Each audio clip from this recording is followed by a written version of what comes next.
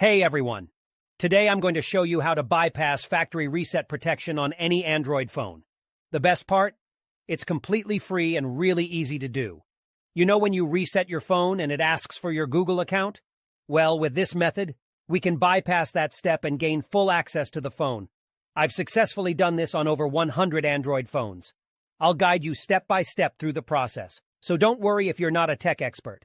Just follow along and soon you'll be able to unlock any Android phone without any hassle. Okay, so the next step is to use this website to remove the factory reset protection lock from your Android phone.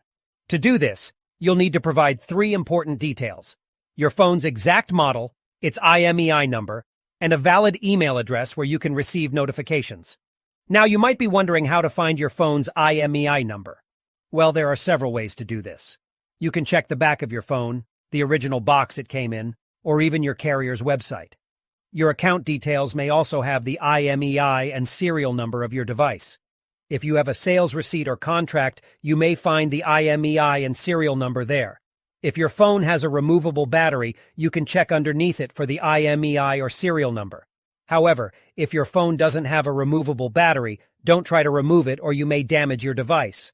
Once you have your phone's IMEI number, you'll need to fill out a simple form on the website with your phone model, IMEI number, and a valid email address. This is where you'll receive a notification when the factory reset protection has been removed. After you submit the form, your request will be processed, and you'll receive an email notification when the factory reset protection removal process is complete. I'll show you an example of what the email should look like by logging into my personal email account. Here's the email I received, saying that the factory reset protection was removed. Let's open it up together.